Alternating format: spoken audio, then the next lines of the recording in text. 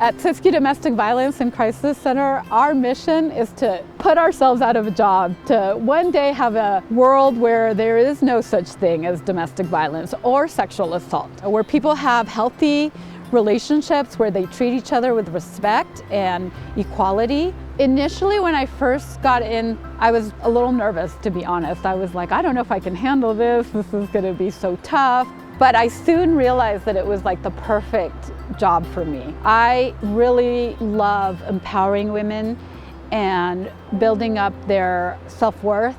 So what motivates me, what keeps me going, is just kind of helping victims get out of those relationships, and also hopefully if we break that cycle, if we break the cycle of violence, we can help children so that they don't get traumatized and the cycle doesn't repeat, because domestic violence is a learned behavior. And so people who grow up in domestic violence are much more likely to either become victims or perpetrators. The Siskiyou County District Attorney, one of their lawyers emailed me, and they wanted to know if I would be willing to be an expert witness.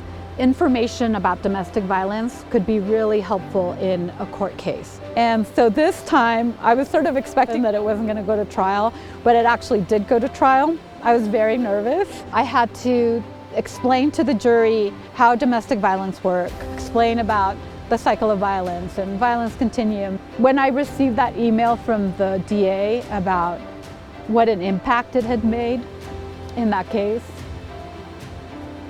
it really touched me, because sometimes when you do this work, you don't feel like you're making a difference.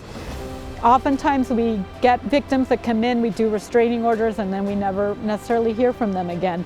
Or we hear from the ones that aren't doing well, they come back.